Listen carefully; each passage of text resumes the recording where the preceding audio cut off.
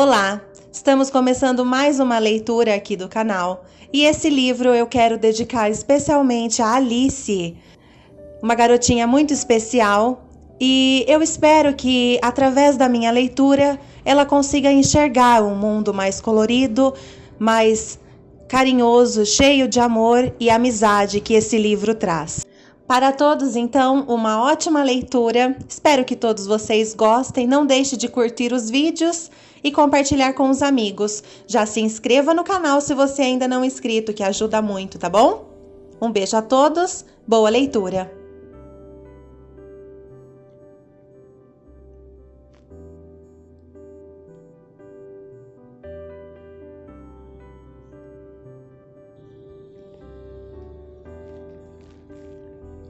Ana e o Beijo Francês. Autora Stephanie Perkins.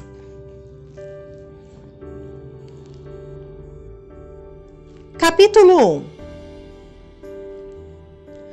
Isto é tudo o que sei sobre a França. Madeline, Amélie e Moulin Rouge. A Torre Eiffel e o Arco do Triunfo também, embora eu não saiba qual a verdadeira função de nenhum dos dois. Napoleão, Maria Antonieta e vários reis chamados Luís. Também não estou certa do que eles fizeram, mas acho que tem alguma coisa a ver com a Revolução Francesa, que tem algo a ver com o Dia da Bastilha. O Museu de Arte chama-se Louvre. Tem o formato de uma pirâmide, e a Mona Lisa vive lá com a estátua da mulher sem braços. E tem cafés e bistrôs, ou qualquer nome que dão a estes em cada esquina. E mímicos, a comida é supostamente boa, as pessoas bebem muito vinho e fumam muitos cigarros. Ouvi dizer que eles não gostam de americanos nem de tênis brancos. Alguns meses atrás, meu pai me matriculou em um internato. A ênfase em suas palavras praticamente crepitavam pelo telefone quando declarou que viver em outro país era uma boa experiência e uma lembrança que eu guardaria para sempre. Claro, lembrança. E eu teria apontado o uso indevido de tal palavra se já não estivesse surtando. Desde esse anúncio tenho gritado, implorado, pleiteado e chorado, mas nada parece convencê-lo do contrário. E então tenho um novo visto de estudante e um passaporte, cada um me anunciando solenemente: Ana Oliphant, cidadã dos Estados Unidos da América. E agora estou aqui com meus pais, desfazendo a mala em um quarto menor do que minha mala. A mais nova estudante do último ano da School of America, em Paris. Não é que eu seja ingrata, quero dizer, é Paris, a cidade-luz, a cidade mais romântica do mundo. Não sou imune a isso. É que essa coisa de internato tem mais a ver com meu pai do que comigo. Desde que vendeu tudo e começou a escrever livros caretas, que foram transformados em filmes mais caretas ainda, ele tem tentado impressionar seus amigos figurões de Nova York, esnobando quão culto e rico ele é. Meu pai não é culto, mas é rico. Nem sempre foi assim. Quando meus pais ainda eram casados, éramos estritamente de classe média-baixa. Quando ocorreu o divórcio, todos os vestígios de decência desapareceram, e seu sonho de ser o mais próximo grande escritor do Sul foi trocado pelo de ser o próximo autor publicado. Então ele começou a escrever esses romances que acontecem em Smallton, Geórgia, sobre pessoas com bons valores americanos que se apaixonam e então contraem doenças que lhe ameaçam a vida e morrem. Falo sério, e isso me deprime muito, mas as senhoritas engolem toda essa história. Adoram os livros do meu pai, adoram os suéteres de crochê e adoram o seu sorriso branco e o seu bronzeado laranja. E elas o transformaram em um best-seller e em um total idiota. 2 dos seus livros viraram filmes e 3 outros estão sendo produzidos. É daí que a grana de verdade vem, Hollywood. E de alguma forma, essa grana extra e o pseudo-prestígio deportaram o seu cérebro, fazendo que ele acreditasse que eu deveria viver na França, por 1 ano, sozinha. Não entendo por que ele não podia me mandar para a Austrália ou Irlanda ou qualquer outro lugar em que o inglês fosse a língua nativa. A única palavra em francês que eu sei é oui, que significa sim. E eu aprendi recentemente que se escreve O-U-I, não W-E-E. Pelo menos as pessoas na minha nova escola falam inglês. Foi fundada por americanos pretensiosos que não gostam da companhia dos próprios filhos. É sério, quem manda os filhos para um internato é tão Hogwarts. Só que no meu caso, não tem feiticeiros bonitinhos, balinhas mágicas ou aulas de voo. Ao contrário, estou presa com outros 99 alunos. Há 25 pessoas ao todo na minha sala de último ano, contra as 600 que havia em Atlanta. E estou estudando as mesmas coisas que estudava em Claremont High, além de estar matriculada no curso básico de francês. Ah, claro, básico de francês. Sem dúvida com os calouros.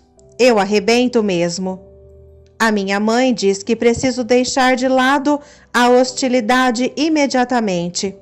Mas não é ela quem está deixando para trás sua incrível melhor amiga, Bridget, ou seu fabuloso emprego no multiplex Royal Middleton 14, ou Top, o maravilhoso garoto do multiplex Royal Middleton 14. Ainda não consigo acreditar que ela está me separando do meu irmão, Cian, que só tem 7 anos e é muito novo para ser deixado sozinho em casa depois da aula. Sem mim, ele provavelmente será raptado por aquele cara assustador do fim da rua, que tem toalhas imundas da Coca-Cola penduradas nas janelas.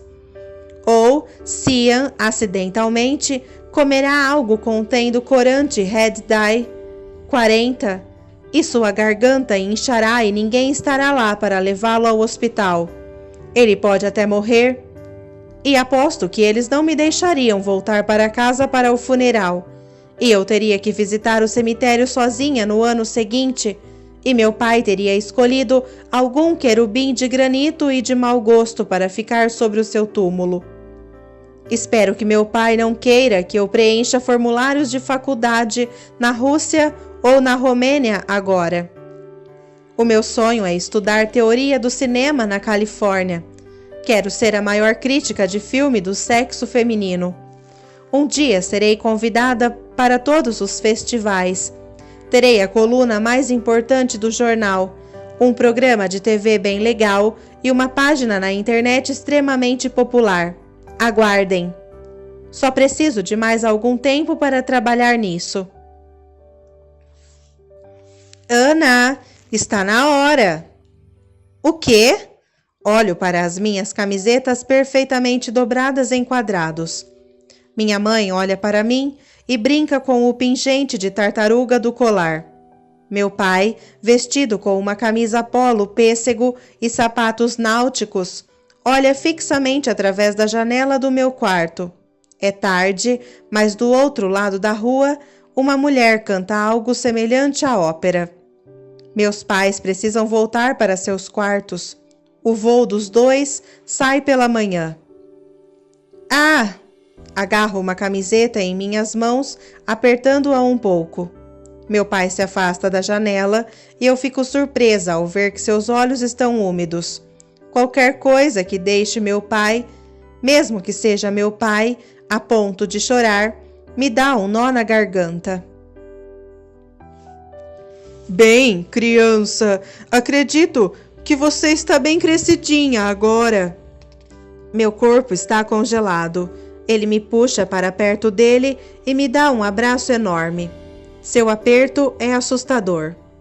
Cuide-se, estude bastante, faça alguns amigos e tome cuidado com os ladrõezinhos, ele acrescenta. Às vezes, eles trabalham em dupla. Eu concordo e ele me solta. E então vai embora. Minha mãe fica para trás. Você terá um ano maravilhoso aqui, diz ela. É tudo o que sei. Mordo meu lábio para evitar que comece a tremer e ela me puxa para seus braços. Tento respirar, inalar, conto até 3, expiro. Sua pele cheira loção de grapefruit. Eu te ligo assim que chegar em casa, ela diz. Casa, Atlanta não é mais a minha casa. Eu te amo, Ana. Estou chorando agora. Eu também te amo. Tome conta do Cian para mim. Claro. E o Capitão Jack? Eu digo. Verifique se o Cian o alimenta, troca a sua cama e enche a sua garrafa de água. E assegure-se de que não dará muitas guloseimas a ele porque elas o fazem engordar. E então ele não conseguirá sair de seu iglu. Mas certifique-se de que ele deu pelo menos um pouquinho todos os dias, porque ele ainda precisa da vitamina C. E não bebe a água quando eu coloco as pastilhas de vitamina C. Ela se afasta e coloca uma mecha do meu cabelo atrás da minha orelha. Eu te amo, diz novamente. E então, minha mãe faz algo que, apesar de toda a papelada, passagens aéreas e apresentações, eu não esperava. Algo que teria acontecido de qualquer forma daqui a um ano, assim que eu fosse para a universidade. E isso, independentemente do tanto de dias, meses ou anos que eu tivesse esperado. Ainda não estou preparada para quando isso verdadeiramente acontecer. Minha mãe vai embora, eu estou sozinha.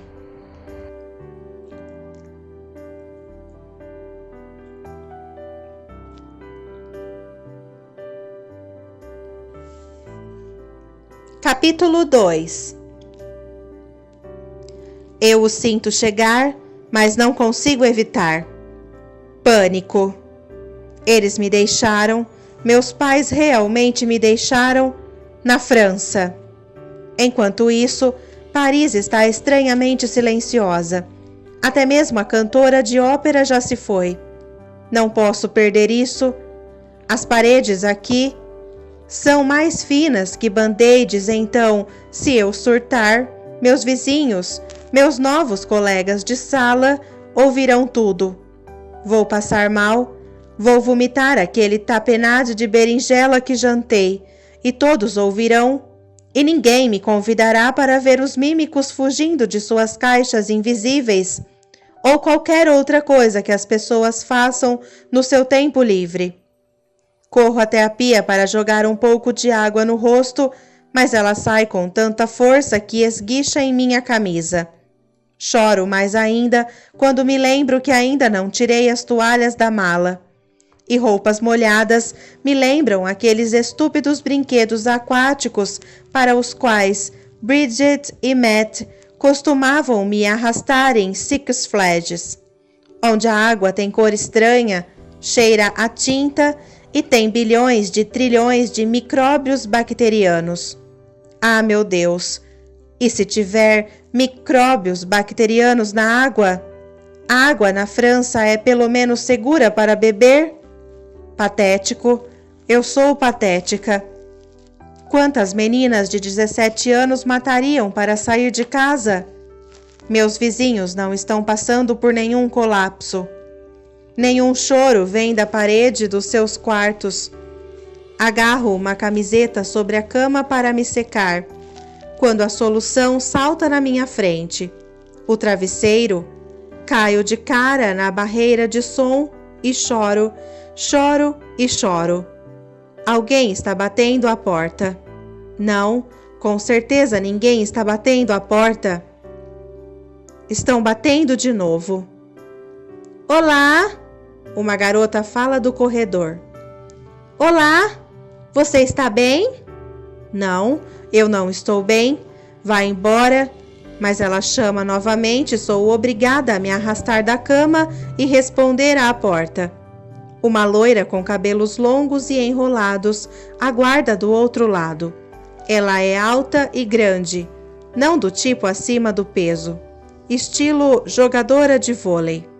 Um piercing de diamante brilha no seu nariz sob a luz do corredor. Você está bem? Sua voz é suave. Eu sou Meredith. Moro aqui ao lado. Aqueles que acabaram de sair são seus pais? Meus olhos inchados confirmam. Eu também chorei na primeira noite. Ela balança a cabeça, pensa por algum momento e depois concorda. Venha cá. Chocolate Showed. Um show de chocolate? Por que eu ia querer assistir a um show de chocolate? Minha mãe me abandonou e estou aterrorizada em ter de deixar o meu quarto e... Não! Ela sorri. Chaude, quente, chocolate quente. Eu posso fazer um para nós no meu quarto. Apesar do meu estado, eu a sigo. Meredith me segura pela mão como um guarda de trânsito. Ela usa anéis nos 5 dedos. Não esqueça sua chave. As portas se fecham automaticamente. Eu sei. E então puxo meu colar para mostrar a ela. Coloquei a minha chave aqui durante o seminário deste fim de semana sobre habilidades para a vida aos novos alunos, quando nos informaram como é fácil ficarmos trancados do lado de fora. Entramos no quarto dela, eu suspiro. É impossível que seja do mesmo tamanho que o meu. 2 por 3 metros, com a mesma mini escrivaninha, mini cômoda, mini cama, mini refrigerador, mini pia e mini chuveiro. Não tem mini privada. Estas são compartilhadas lá no final do corredor. Mas, ao contrário da minha gaiola estéril, cada pedaço da parede e do teto está coberta com pôsteres, fotos, papéis de embrulho brilhantes e flyers em francês. Há quanto tempo você está aqui? Pergunto. Meredith me dá um lenço e eu assoo o nariz. Um grasnar terrível como o de um ganso bravo, mas ela nem se move ou muda de expressão. Cheguei ontem. Este é o meu quarto ano aqui. Então não tive de ir aos seminários. Viajei sozinha. Fico andando por aí esperando que meus amigos apareçam. Ela olha em volta com as mãos nos quadris, admirando seu trabalho manual. Dou de cara com uma pilha de revistas, tesouras e fita no chão e então percebo que é um trabalho em andamento. Nada mal, não é? Paredes vazias não me agradam. Caminho ao redor do quarto, examinando tudo. Rapidamente descubro que os rostos nas paredes são das mesmas 5 pessoas. John, Paul, George, Ringo e de algum jogador de futebol que não reconheço. Os Beatles são tudo o que eu ouço. Meus amigos ficam me enchendo o saco, mas... Quem é esse? Aponto para o jogador de futebol. Ele está vestindo vermelho e branco, tem as sobrancelhas e os cabelos escuros. Bem bonitão, para falar a verdade. Cesc Fábregas. Deus, ele é o meio-campo mais incrível. Joga para o Arsenal, o clube inglês. Não? Balanço a cabeça. Não me mantenho atualizada com relação a esportes, mas talvez devesse. Belas pernas. E eu não sei, Daria para martelar o dedo com aquelas coxas. Enquanto Meredith mistura chocolate quente na caneca, fico sabendo que ela também está no último ano e que joga futebol apenas durante o verão, porque a nossa escola não tem um programa, mas que ela costumava liderar o ranking em todo o estado de Massachusetts. Ela é de lá, Boston, e me lembra que eu deveria dizer futebol aqui. E quando paro para pensar, realmente faz mais sentido. Meredith não parece se importar quando eu a aborreço com perguntas ou me meto em suas coisas. O quarto dela é incrível. Além do monte de coisas na parede, ela tem uma dúzia de xícaras de porcelana chinesa adornadas com asas plásticas, prateadas com pedras de âmbar e um vidro com flores. Parece que ela mora aqui há anos. Experimento uma delas com o dinossauro de borracha. O T-Rex acende luzes vermelhas, amarelas e azuis quando eu o aperto. Gostaria de ter um quarto como este. Eu o adoro, mas sou completamente louca por organização para ter algo assim. Preciso de paredes limpas, escrivaninha limpa e tudo colocado no seu devido lugar. Meredith parece feliz com o elogio. Estes são seus amigos? Coloco o dinossauro de volta na xícara de chá e aponto para uma foto grudada no espelho. É cinza, com sombras e está impressa em um papel grosso e embaçado. Com certeza resultado de uma aula de fotografia. 4 pessoas estão em pé diante de um cubo vazio. A abundância de roupas pretas estilizadas e mousse no cabelo revela que Meredith pertence à facção residente artística.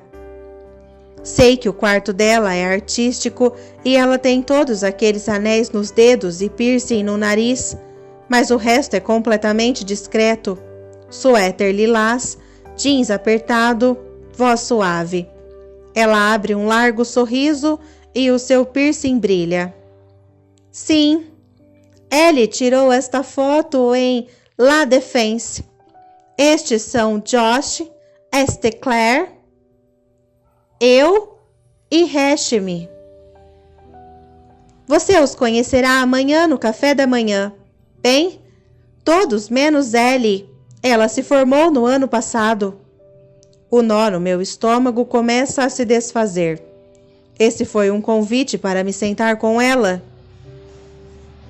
Mas eu acredito que você a conhecerá em breve, porque ela está namorando o St. Clair. Ela está em Parson, Paris, por causa da fotografia.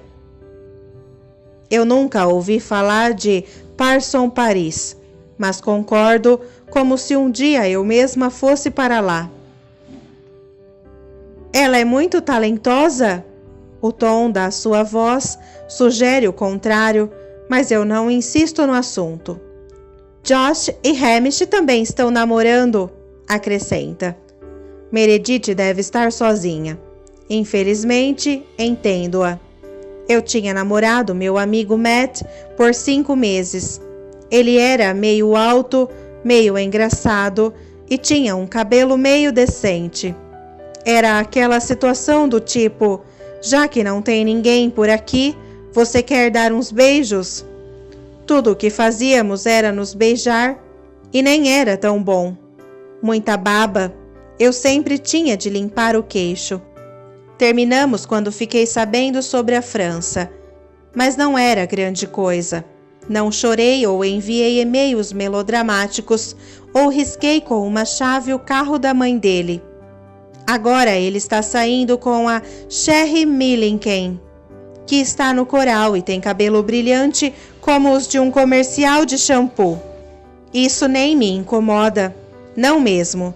Além do mais, o rompimento com o Matt me deixou livre para cobiçar Top, meu extraordinário colega de trabalho do multiplex. Não que eu não o cobiçasse quando estava com o Matt, mas facilitou. Isso não me fez sentir culpada, E as coisas estavam começando a acontecer com o Top. Elas realmente estavam quando o verão acabou. Mas o Matt é o único cara com quem já saí. E ele mal conta. Uma vez disse a ele que tinha namorado um cara chamado Stuart Tisley Black em um acampamento de verão. Stuart Tisley Black tinha cabelo castanho avermelhado e tocava violoncelo. E estávamos totalmente apaixonados, mas ele morava em Chattanooga e ainda não tínhamos carteira de motorista. Matt sabia que eu tinha inventado tudo isso, mas ele era muito legal para dizer qualquer coisa. Estou quase perguntando a Meredith quais aulas ela vai frequentar quando o telefone dela toca as primeiras notas de Strawberry Fields Forever. Ela revira os olhos e atende. Mãe, é meia-noite aqui. 6 horas de diferença, lembra? Olho para o rádio-relógio dela em formato de submarino amarelo e me surpreendo ao perceber que ela está certa. Coloco minha caneca de chocolate quente há muito tempo vazia sobre a cômoda. Está na minha hora, sussurro. Desculpe por ter ficado tanto tempo aqui. Espere um pouco. Meredith tapa o fone. Foi um prazer conhecê-la. Vejo você no café da manhã? Claro, vejo você lá. Eu tento parecer casual, mas estou tão entusiasmada que mal saio do quarto dela e dou de cara com a parede. Opa, não é uma parede, é um garoto. Desculpe, sinto muito, não vi você. Ele balança a cabeça um pouco tonto.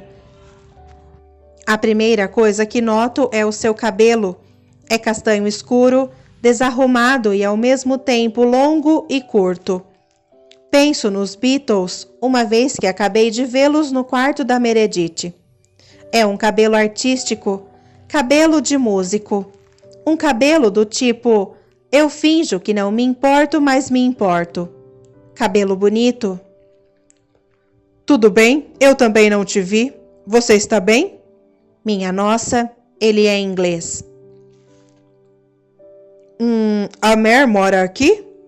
Honestamente, não conheço nenhuma garota americana que resista a um sotaque inglês. O garoto pigarreia.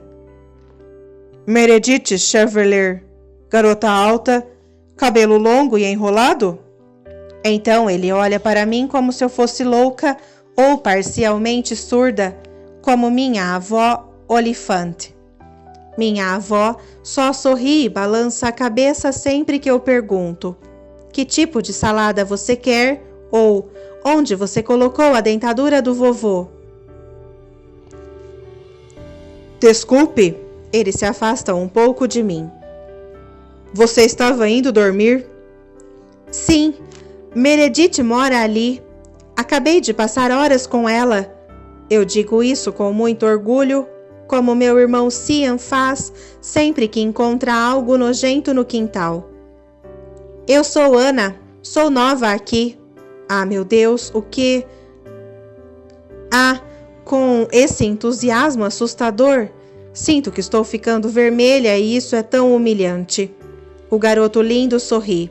Seus dentes são adoráveis, retos na parte de cima e curvos na base, com um leve toque de bruxismo. Sou louca por sorrisos como esse em razão do fato de não ter usado aparelho. Tenho um espaço nos meus dentes da frente do tamanho de uma uva passa. Etienne, diz ele, eu moro no andar acima. Eu moro aqui. Aponto abobadada para o meu quarto, enquanto a minha mente roda. Nome francês, sotaque inglês, escola americana. Ana está confusa.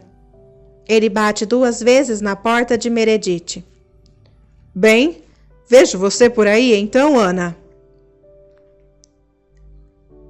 Etienne.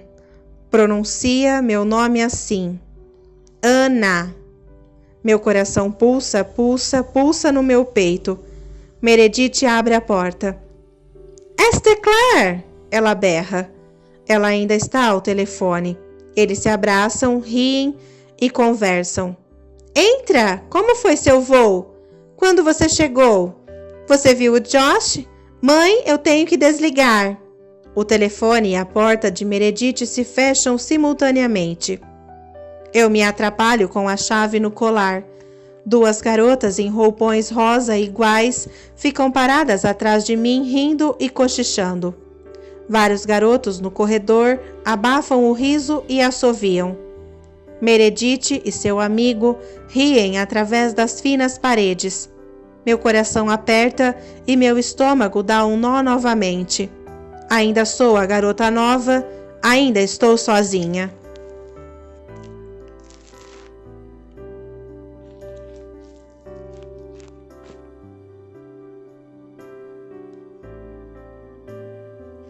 Capítulo 3. Na manhã seguinte, penso em passar pelo quarto de Meredith, mas desisto e vou sozinha para o café da manhã. Pelo menos sei onde fica a cantina. Segundo dia, seminário de habilidades para a vida. Checo meu cartão de refeição e abro a sombrinha da Hello Kitty. Está garoando? O tempo nem se importa que hoje seja meu primeiro dia de aula. Atravesso a rua com um grupo de alunos falantes. Eles não me notam, mas juntos nos esquivamos das poças. Um carro, pequeno o suficiente para ser um dos brinquedos do meu irmão, passa voando e lança água em uma garota de óculos. Ela xinga e os seus amigos a atormentam. Eu fico para trás. A cidade está cinza como pérola. Os arranha-céus e os prédios de pedra emitem a mesma elegância fria, mas, logo à minha frente, o Panteão brilha. Seu domo enorme e as colunas impressionantes se elevam para coroar o topo da vizinhança. Toda vez que eu vejo isso é difícil passar em branco. É como se tivesse sido roubado da Roma antiga, ou no mínimo, da colina do Capitólio. Não sei qual é o seu propósito, mas acredito que alguém me dirá em breve. Minha nova vizinhança é o Quarter Latin, ou a Quinta Redondeza. De acordo com o meu dicionário de bolso, isso significa distrito. E os prédios da minha redondeza misturam-se uns aos outros, curvando-se uns sobre os outros com o esplendor dos bolos de casamento. As calçadas estão lotadas de estudantes e turistas e são ornamentadas por postes e bancos idênticos, árvores cerradas, rodeadas por grades metálicas, catedrais góticas e pequenas creperies, displays de cartões postais e arabescos fundidos nos balcões metálicos. Se fossem férias, tenho certeza de que estaria encantada. Compraria um chaveiro da Torre Eiffel, tiraria fotos dos paralelepípedos e pediria um prato de escargots. Mas não estou de férias, estou aqui para viver e me sinto pequena. O prédio principal da School of America fica a 2 minutos de caminhada do Residence Lambert, o dormitório dos veteranos e dos novatos. A entrada é sob um grande arco, que fica em um jardim com árvores cuidadosamente podadas. Gerânios e trepadeiras caem por sobre os vasos em cada andar, e majestosas cabeças de leão estão cravadas no centro das portas verdes, que são 3 vezes maiores do que eu. Em cada lado da porta está pendurada uma bandeira vermelha, branca e azul, uma americana e uma francesa. Parece o cenário de um filme, uma pequena princesa, se a história ocorresse na França. Como pode tal escola existir? E como eu posso estar matriculada nela? Meu pai é louco de acreditar que pertenço a este lugar. Estou lutando para fechar minha sombrinha e conseguir e conseguir abrir uma das pesadas portas de madeira com o meu traseiro, quando um mauricinho com cabelo de falso surfista passa por mim.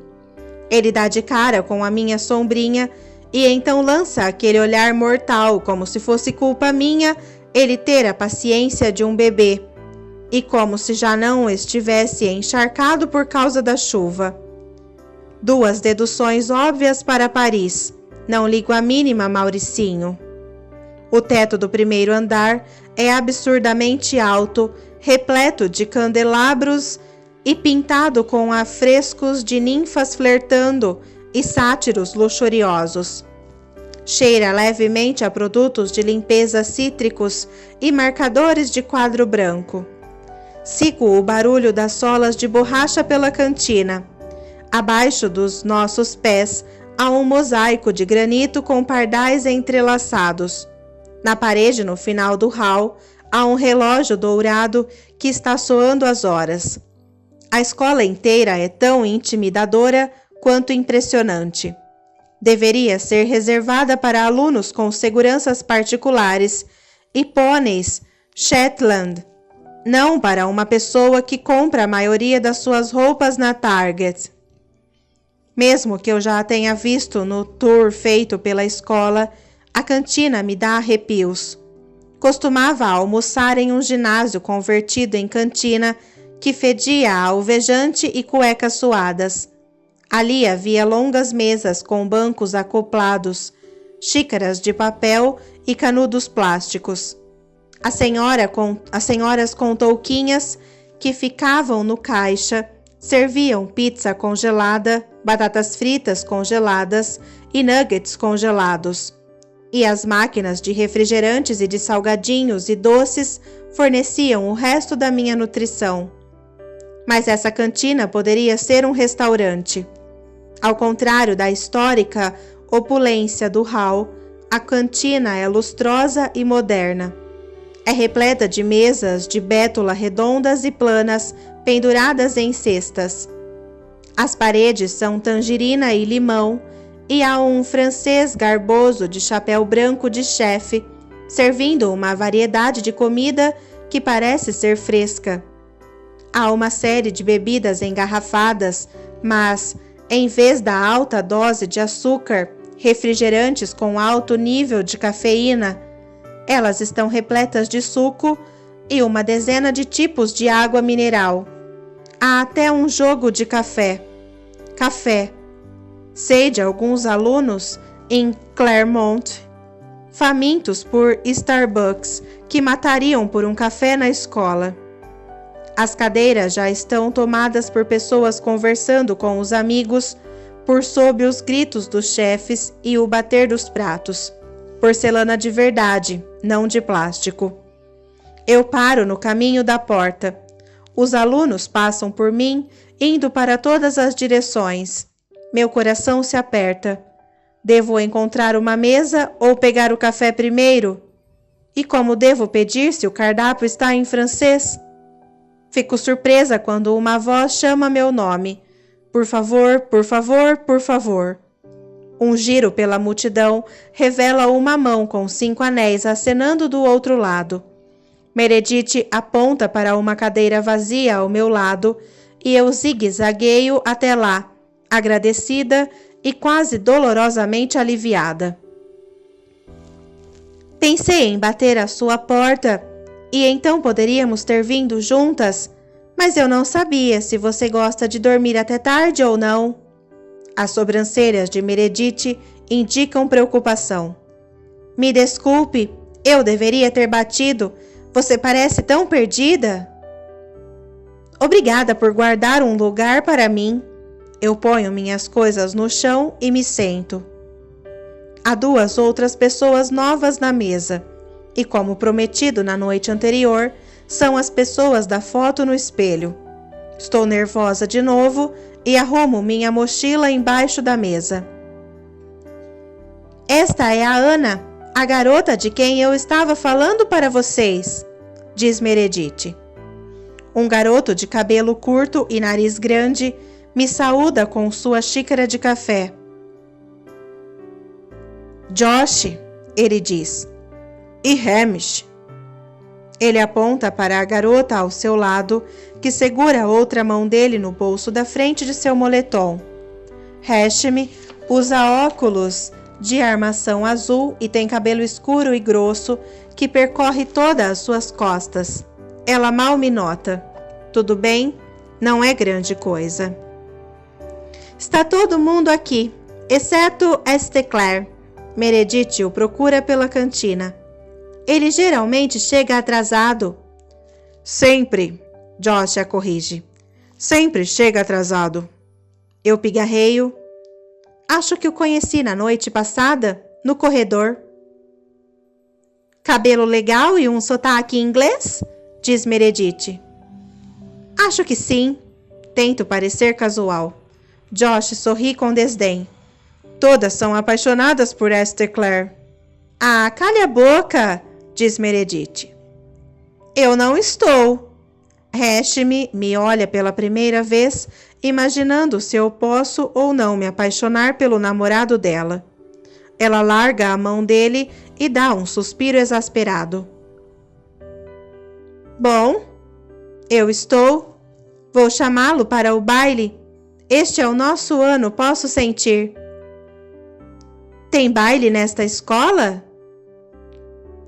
Deus, não, diz Hamish. É verdade, Josh, você e St. Clair ficariam lindos em smokings iguais. Caldas. O sotaque inglês faz com que eu e Meredith pulemos de nossas cadeiras.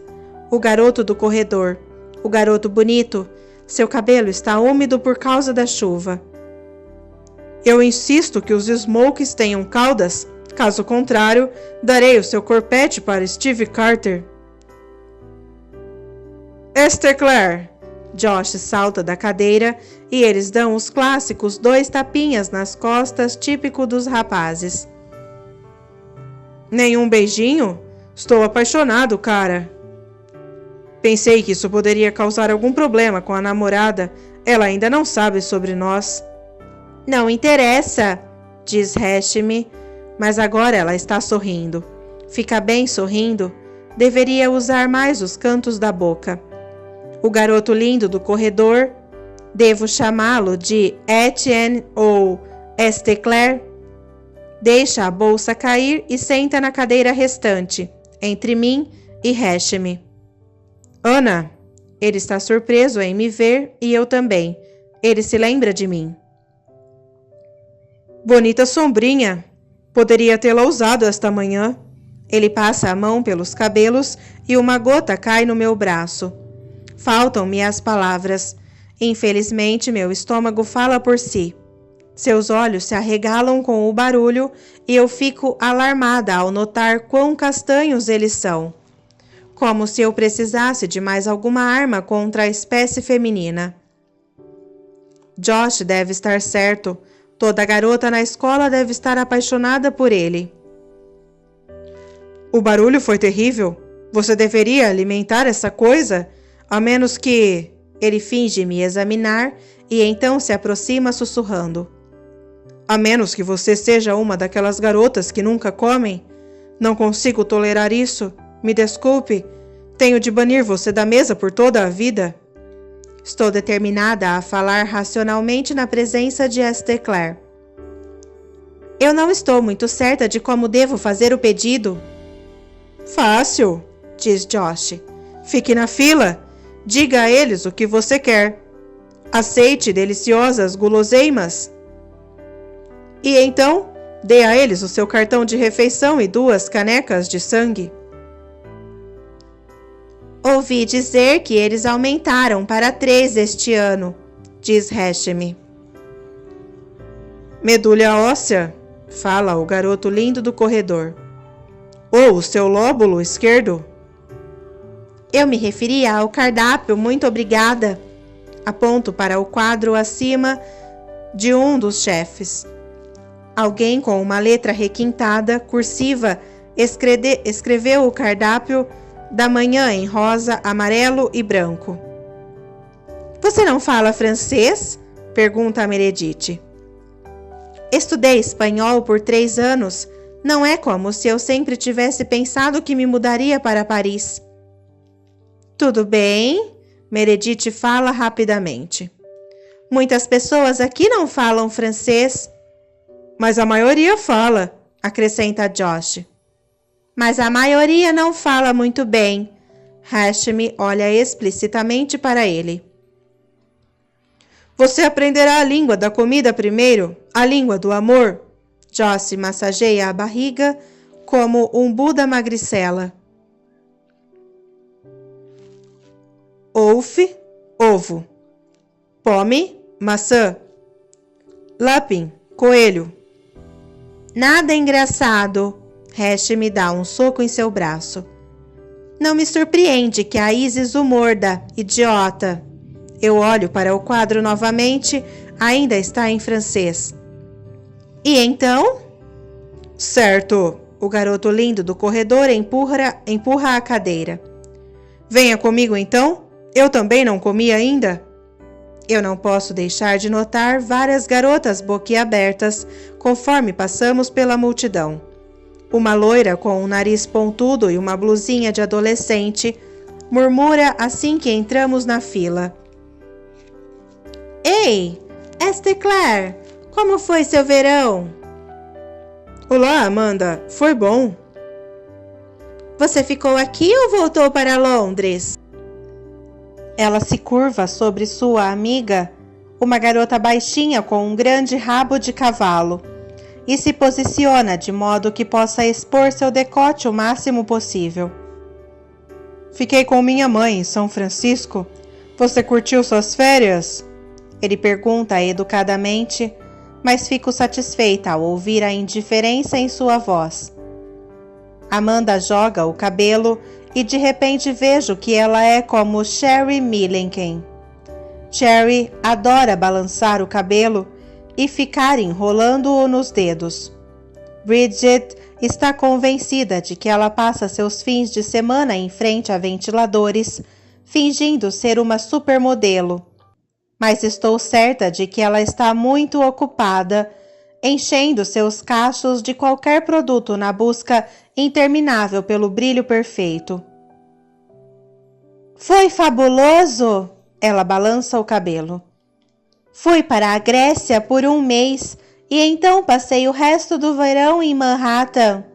Meu pai tem um apartamento incrível com vista para o Central Park. Cada sentença que ela diz tem uma palavra que é enfatizada. Bufo para evitar dar risada e o garoto lindo do corredor começa a tossir. Mas eu senti sua falta. Você não recebeu meus e-mails? Não. Você deve ter o endereço errado.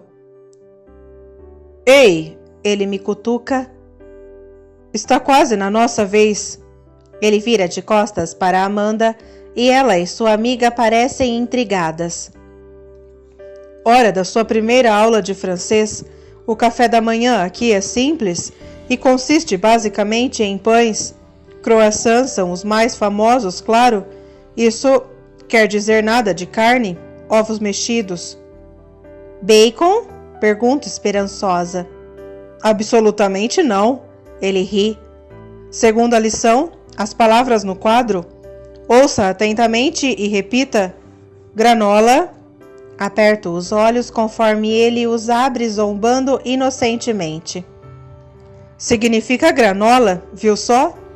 E esta aqui? Iogurte? Céus, eu não sei. Iogurte? Nativa? Você disse que nunca morou na França antes? Maldito ar. Ele sorri. Ah, entendi. Conhece-me há menos de um dia e zomba de mim por causa do meu sotaque? O que vem depois? Importa-se de discutir o estado do meu cabelo, minha altura, minha calça? O francês estava atrás do caixa, nos repreende. Desculpe, chefe Perry. Estou um pouco distraída por causa desta obra-prima de garoto inglês, francês, americano. Interrompendo meus pensamentos, o garoto pergunta rapidamente: iogurte com granola e mel, ovos cozidos ou peras no brioche? Eu não faço a menor ideia do que é um brioche. Iogurte, eu digo. Ele faz o nosso pedido em francês perfeito. Pelo menos parece impecável para as minhas orelhas virgens, e isso deixa o chefe Perry mais calmo. Perde o olhar carrancudo e despeja a granola e o mel no meu iogurte. Uma pitada de mirtilo é adicionada antes de ele me dar. Merci, Sr. Bolton. Eu agarro a nossa bandeja. Nada de Pop-Tarts? Nada de Coca-Puffs? Estou totalmente ofendida. Pop-Tarts são as terças. Eggo Wafers às quartas. Mas eles nunca servem Cocoa Puffs. Você terá de trocar por Fort Loops às sextas. Você sabe muito sobre porcarias americanas para um cara inglês. Suco de laranja, grapefruit, cranberry. Aponto para o suco de laranja e ele retira 2 do display. Eu não sou inglês, sou americano? Sorrio. Claro que você é. Eu sou.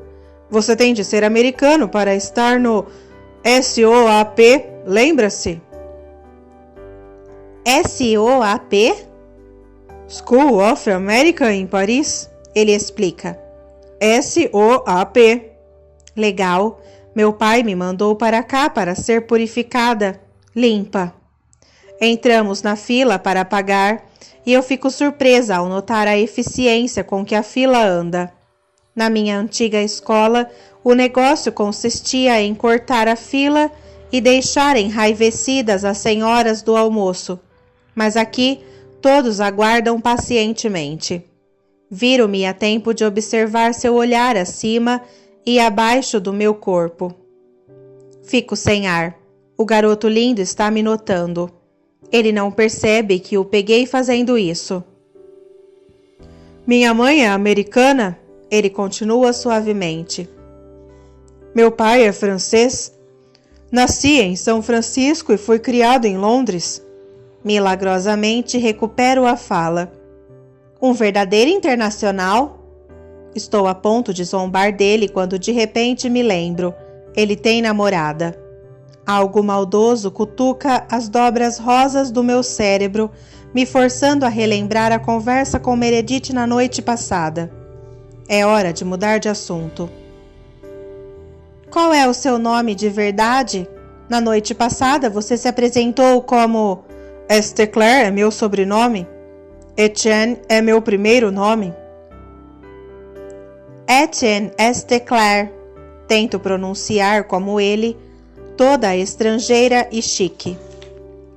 Terrível, não é mesmo? Estou rindo agora. Etienne é legal. Por que as pessoas não te chamam assim? Oh, Etienne é legal. Quanta generosidade sua! Outra pessoa entra na fila atrás de nós. Um garoto de pele marrom, acne e cabelo preto e grosso, como um tapete. O garoto empolga-se ao ver Esteclair e ele sorri de volta. Ei, Nick Hill, curtiu as férias? É a mesma pergunta que ele fez a Amanda, mas dessa vez o tom era sincero.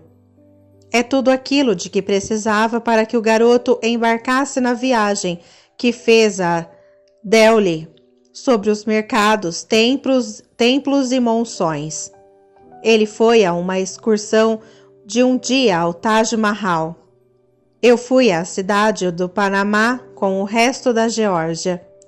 Outro garoto aparece. Ele é magro e pálido com cabelo arrepiado. Nick Hill nos esquece e cumprimenta seu amigo com o mesmo tom de entusiasmo. Esteclair, estou determinada a chamá-lo assim antes que me confunda. Volta-se para mim. Nick Hill é o irmão de Hashemi. Ele é calouro este ano. Ela também tem uma irmã menor, Sanjita, que é novata. É uma irmã mais velha e uma irmã mais velha, Lila, que se formou há 2 anos. Você tem irmãos? Não, você tem? Um irmão, mas ele está em casa em Atlanta. Fica na Geórgia, no sul. Ele levanta uma sobrancelha. Eu sei onde fica Atlanta? Ah, claro. Eu entrego meu cartão de refeição para o homem atrás da máquina registradora. Assim como o Sr. Boulting, ele veste um uniforme branco justo e chapéu engomado. Também tem um bigode que parece o guidão de uma bicicleta. Eu não sabia que eles usavam esse tipo de bigode por aqui. O chefe guidão de bicicleta passa o meu cartão e me devolve com um rápido merci. Obrigada, outra palavra que eu já sei. Excelente. No caminho de volta para nossa mesa, Amanda observa a St. Clair do seu grupo de patricinhas e mauricinhos. Não fico surpresa em ver o mauricinho de cabelo moicano e olhar feio, sentado com ela. St. Clair está falando sobre aulas, o que devo esperar no meu primeiro dia, quem são meus professores, mas eu parei de ouvir. Tudo o que vejo é o seu sorriso, dente torto, e seu andar bomboleante. Eu sou tão tola como todas as outras.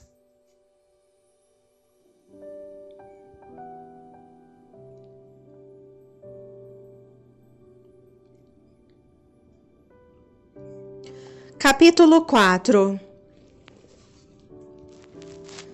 As filas de H até P movem-se vagarosamente. O cara da minha frente está discutindo com o conselheiro. Dou uma olhada na de A a G e vejo que Meredith, Cheverly e Hashemi, Devi, já receberam seus horários de aula e os observam comparando-os. Mas eu não pedi teatro, pedi ciências da computação. A conselheira agachada é paciente. Eu sei, mas ciência da computação não cabia no seu horário. E a sua segunda opção? Sim, talvez você possa fazer ciência da computação no ano que... Minha segunda opção foi ciência da programação. Espere aí, minha atenção volta-se para o que elas estão dizendo. Eles podem fazer isso? Colocar-nos em aulas que não pedimos? Eu vou morrer, se tiver que fazer ginástica de novo.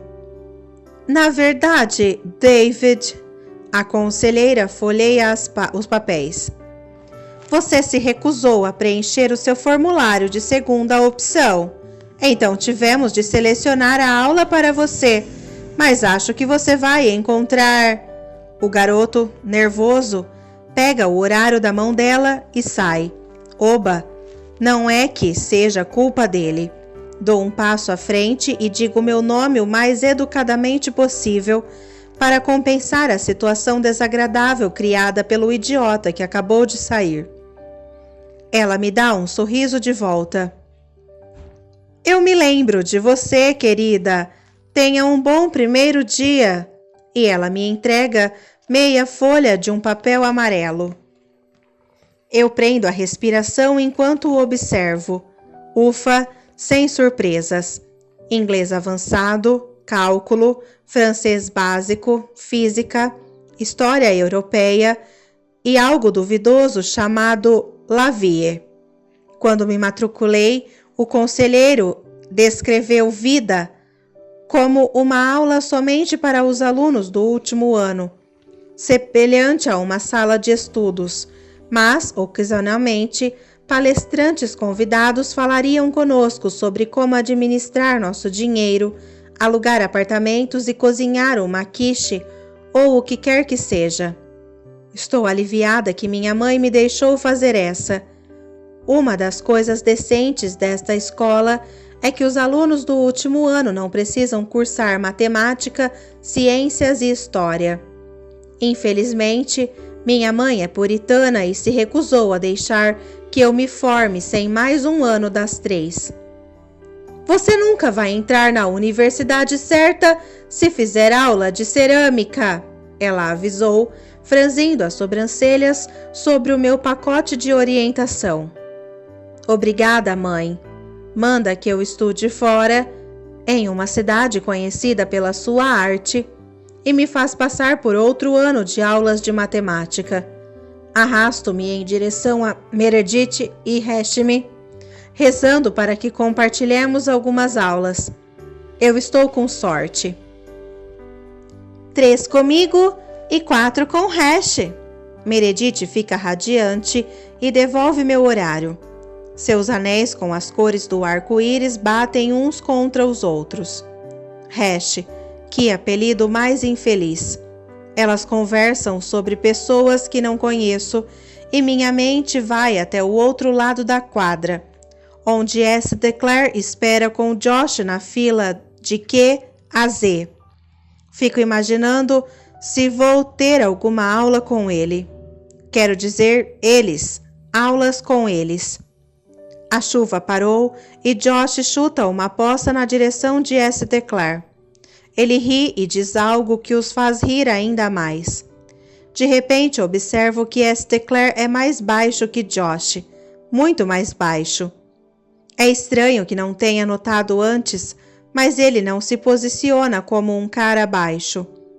A maioria dos caras baixos geralmente são tímidos ou ficam na defensiva. Alguns são uma mistura das duas coisas, mas S. DeClaire é confiante, amigável e... Jesus! Mas como olha? O quê? Volto a cabeça, mas Hamish não está falando comigo. Ela está balançando a cabeça em direção a Meredith, que está tão embasbacada como eu. Você está fazendo buracos na cabeça do S. DeClaire. Cala a boca! Meredith sorri para mim e dá de ombros. Bem, isso explica tudo. Como se eu precisasse de outra razão para não cobiçar. O garoto dos sonhos está oficialmente fora de cogitação. Não diga nada a ele, ela diz. Por favor. Claro que não, respondo. Porque nós certamente somos só amigos. Obviamente. Andamos sem propósito até que a diretora chega para discursar. Ela é graciosa e se porta como uma bailarina. Tem pescoço longo e o cabelo branco está arranjado em um nó firme que faz com que sua aparência seja distinta e não de uma pessoa velha. O efeito geral é parisiense, embora eu saiba, pela minha carta de aceitação, que ela é de Chicago. Seu olhar desliza em torno de nós, seus 100 pupilos escolhidos a dedo. Bem-vindos a outro ano empolgante na School of America em Paris. Estou satisfeita em ver tantos rostos conhecidos e estou ainda mais feliz em ver os rostos novos. Aparentemente, discursos escolares são algo que a França não consegue melhorar. Aos alunos que estavam aqui nos anos anteriores, eu os convido a dar as boas-vindas aos calouros e também aos novos alunos do último ano. Um punhado de aplausos educados. Concentre-se, Ana, concentre-se. Mas sinto o olhar dele como se fosse o calor do sol. Minha pele umedece de suor. Por que ele está olhando? Ele ainda está olhando? Acho que sim. Por quê? É um olhar bom, ruim ou indiferente? Mas quando finalmente olho, ele não está olhando para mim. Está mordendo a unha do dedo mindinho. A diretora finaliza e Hashmi sai correndo para encontrar os meninos. Meredith me mostra a sala de inglês. A professora ainda não chegou, então nos sentamos nos fundos. A sala de aula é menor do que a que estou acostumada e tem janelas escuras em boas condições e altas. No entanto, as carteiras, o quadro e o apontador na parede são iguais. Você vai gostar da professora Collie. Ela é hilária e sempre pede os melhores livros, Meredith diz. Meu pai é escritor. Despejo isso sem pensar e imediatamente me arrependo. Verdade? Quem? James Ashley. Esse é o nome de autor dele. Acredito que Oliphant não seria romântico o suficiente. Quem? O fator humilhação multiplica-se. The Decision? The Entrace? Eles viraram filmes. Esqueça. Todos eles têm nomes vagos como esses. Ela se inclina empolgada. Não diga! Minha mãe adora The Entrace. Franzo a testa. Eles não são tão ruins. Vi The Entrace uma vez com ela e chorei muito quando aquela garota morre de leucemia. Quem morreu de leucemia? Hashim joga sua mochila perto de mim. Estecler aparece atrás dela e senta-se na carteira em frente a Meredith. O pai de Ana escreveu The Entrace, diz Meredith. Tuço. Não é algo de que me orgulhe. Desculpe, o que é The Entrace? Hashim pergunta. É aquele filme no qual o cara ajuda a fazer o parto de uma bebezinha e então ela cresce e ele se apaixona por ela. Meredith diz isso enquanto Estecler verifica seu horário. Mas um dia depois do noivado deles, ela é diagnosticada com leucemia. O pai a empurra corredor abaixo na cadeira de rodas, continuo. E então ela morre na lua de mel. Credo! Hashim e Estecler dizem juntos. Vexame suficiente. Onde está Josh? Pergunto. Ele é novato, Hashim diz, como se eu já devesse saber disso. Nós o deixamos em pré-cálculo. Ah, nossa conversa chega a um beco sem saída. Adorável. 3 aulas juntos, Mer. Dá aqui o seu horário. Estecler volta-se e pega a minha folha. Francês básico. Eu te disse. Não é tão ruim? Ele devolve meu horário e sorri. Você estará lendo o cardápio do café da manhã sem minha ajuda, antes mesmo que perceba? Talvez eu não queira aprender francês. Arg, meninos fazem com que meninas fiquem tão estúpidas. Bonjour à tous. Uma mulher usando um vestido turquesa entra e estala sua xícara de café no palco. Ela não é tão velha e tem o cabelo mais loiro que eu já vi em uma professora. Para os... Seus olhos passam pela sala até pararem em mim. O quê? O que foi que eu fiz? Para a única pessoa que não me conhece... Eu sou a professora Collie. Ela me trata com extrema cortesia e a sala ri. Eles se viram para me olhar. Olá, digo bem baixinho. Suspeita confirmada. Das 25 pessoas presentes, toda a sala do último ano, eu sou a única nova aluna. Isso quer dizer que meus colegas de sala têm outra vantagem sobre mim. Todos eles estão familiarizados com os professores. A escola é tão pequena que cada matéria é ensinada pelo mesmo professor nos 4 anos. Tento imaginar qual aluno saiu para que eu pudesse entrar. Provavelmente alguém mais descolado que eu. Alguém com cabelo rastafari, tatuagens de mulheres e conexões com a indústria da música. Eu vejo que o pessoal encarregado ignorou meus pedidos mais uma vez, diz a professora Collie. Todos de pé, vocês sabem o que fazer.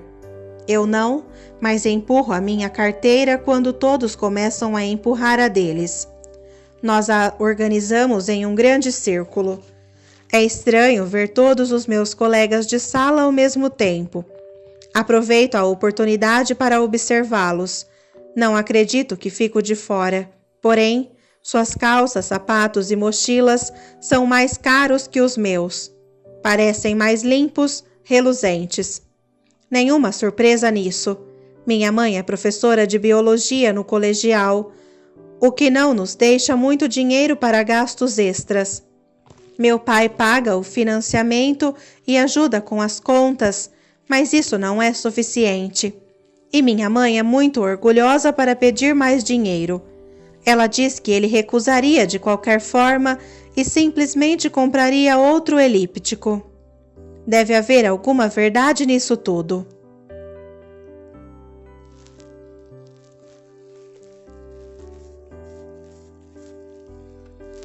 O resto da manhã é confuso. Gosto da professora Collie e meu professor de matemática, professor Babineux, também é legal. Ele é parisiense e move as sobrancelhas e cospe quando fala. Para ser justa, não acho que o ato de cuspir seja algo francês. Acho que ele simplesmente tem a língua presa. É difícil dizer por causa do sotaque. Depois dessas aulas, tive francês básico. Professor Gillette é outro parisiense. Era de se esperar.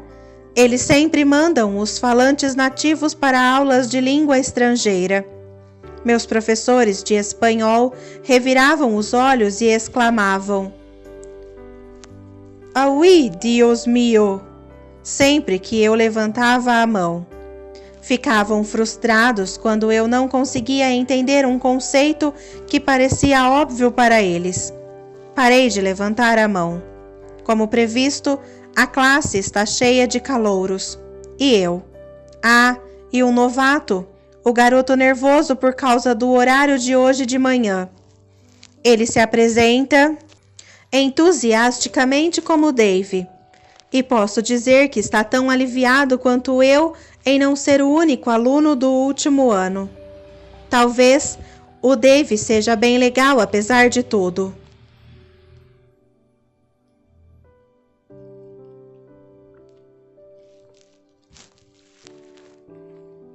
À tarde, sigo a boiada até a cantina. Evito a fila principal e vou direto ao balcão. Escolha sua própria fruta e pão, ainda que o cheiro da massa esteja muito bom. Eu sou tão covarde. Prefiro ficar faminta a tentar pedir algo em francês. Oui, eu diria, apontando aleatoriamente para as palavras no cardápio. Então o chefe bigode guidão de bicicleta me traria algo repugnante e eu teria de comprar por pura vergonha. Claro que eu queria pedir o pombo assado. Igualzinho ao da vovó. Meredith e seus amigos estão na mesma mesa de hoje pela manhã. Respiro fundo e me junto a eles. Para meu alívio, ninguém parece surpreso. Meredith pergunta a St. Clair se ele já viu sua namorada. Ele relaxa na cadeira. Não, mas vamos nos encontrar hoje à noite? Você a viu neste verão? As aulas dela já começaram? O que ela está fazendo este semestre? Ela continua fazendo perguntas sobre Ellie, para as quais ele dá respostas curtas. Josh e Hashem estão se beijando. Eu pude ver a língua. Então me volto para as minhas uvas e pão. Que bíblico da minha parte. As uvas são menores que aquelas a que eu estou acostumada e a casca é levemente texturizada. Isso é sujeira? Molho meu guardanapo na água e começo a passar nas uvas. Ajuda um pouco, mas elas ainda estão meio ásperas. St. Clair e Meredith param de falar. Olho e os vejo me observando confusos.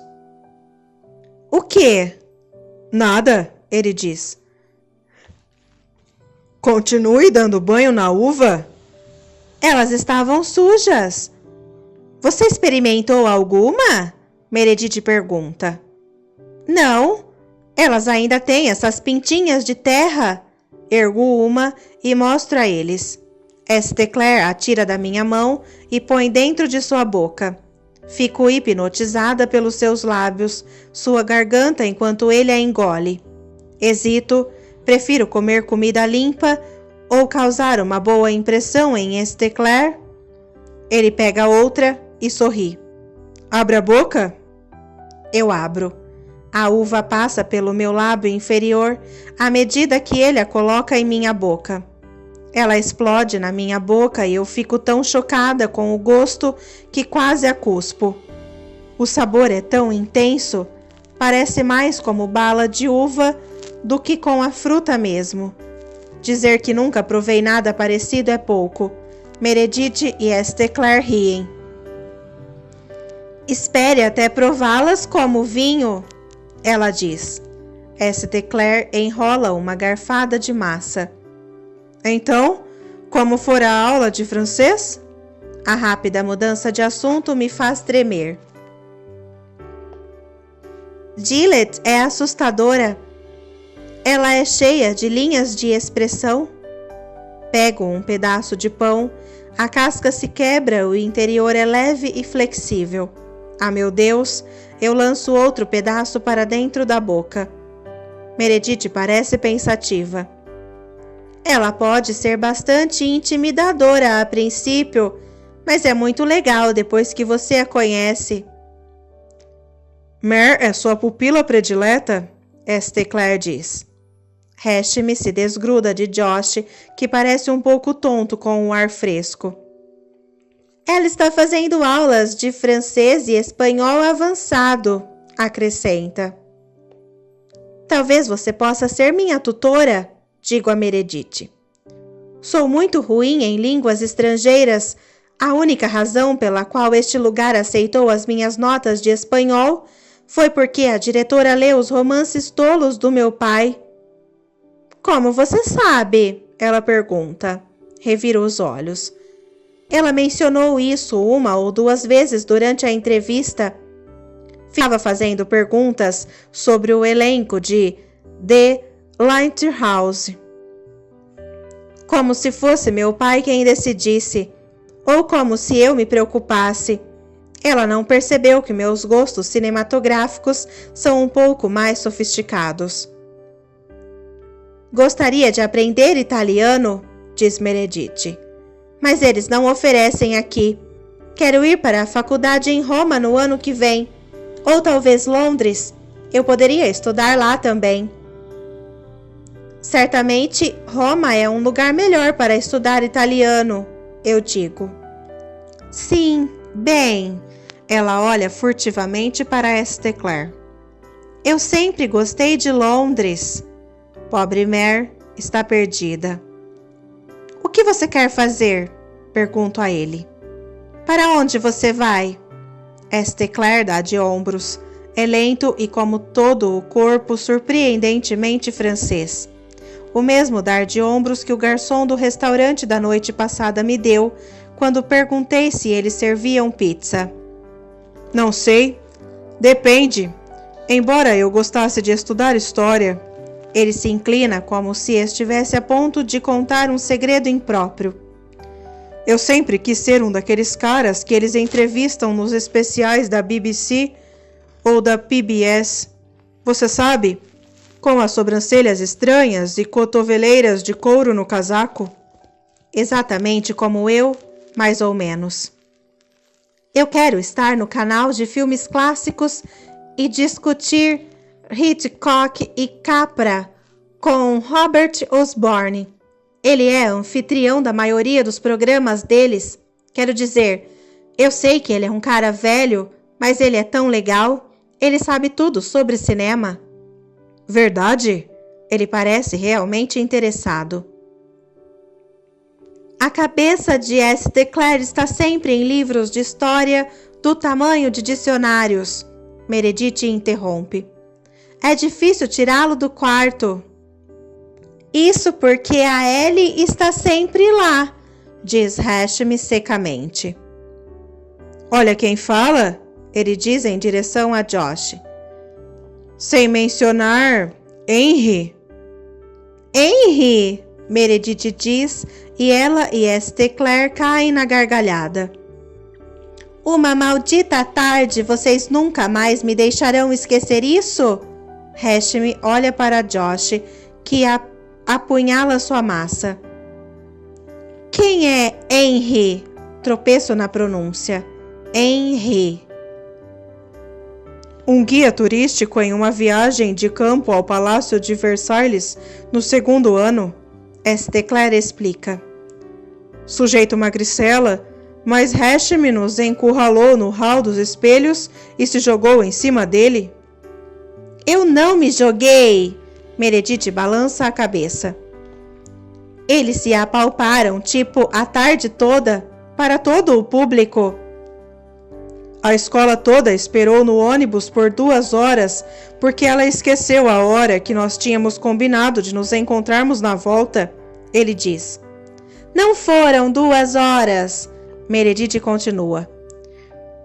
Professor Hansen finalmente a encontrou atrás de uma moita, nos Jardins Reais, e ela tinha marcas de dente por todo o pescoço.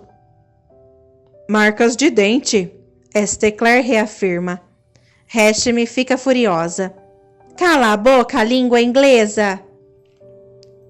Hã? Língua inglesa, ela diz. É disso que te chamamos após a sua demonstração pública de tirar o fôlego com a Ellie na feira de rua do ano passado. Esther tenta protestar, mas ele está rindo muito. Meredith e Hashem continuam espetando ainda mais. Mas estou perdida de novo. Fico imaginando se Matt começou a beijar melhor agora que tem alguém mais experiente para praticar. Ele provavelmente beijava mal por minha causa. Ah, não, eu beijo mal. Algum dia ganharei uma estatueta com o formato de um par de lábios e estará gravada com as seguintes palavras: o pior beijo do mundo. E Matt então fará um discurso sobre como ele me namorou apenas porque estava desesperado. Mas não me entreguei, então fui uma perda de tempo porque Cherry Milliken sempre gostou dele e ela se entregou totalmente. Todo mundo sabe disso. Ah, meu Deus, o Top pensa que beijo mal? Só aconteceu uma vez. Minha última noite no cinema também foi a última antes que eu viesse para a França. Foi lento e nós tínhamos ficado sozinhos no Louvre durante a noite toda. Talvez porque era meu último turno, talvez porque eu senti que aquela era a última chance. Qualquer que fosse a razão, estávamos despreocupados. Fomos corajosos. A paquera durou a noite toda e na hora que nos disseram para ir para casa, não conseguiríamos ir embora. Simplesmente ficamos alongando a conversa. E então, finalmente, ele disse que sentiria a minha falta. E então, finalmente, me beijou sob o teto barulhento. E então, fui embora. Ana, você está bem? Alguém me pergunta. Não chore, não chore, não chore. Onde fica o banheiro? O banheiro é minha desculpa favorita para qualquer situação. Ninguém pergunta mais nada uma vez que você o menciona. Os banheiros estão no fim do corredor? Esther parece preocupado, mas não se atreve a perguntar coisa alguma. Ele provavelmente tem medo de que eu vá falar sobre absorventes ou mencionar a temível palavra com M. Passo o resto do almoço em um banco. Sinto tanta falta de casa e isso dói fisicamente. Meu coração bate acelerado, meu estômago está nauseado e é tudo tão injusto. Nunca pedi para ser mandada para cá. Tinha os meus próprios amigos, as minhas próprias piadas particulares e os meus próprios beijos roubados. Queria que meus pais tivessem me dado alguma escolha. Você gostaria de passar o seu último ano em Atlanta ou em Paris? Quem sabe, talvez eu tivesse escolhido Paris. O que os meus pais nunca levaram em consideração é que eu queria, ao menos, ter tido escolha.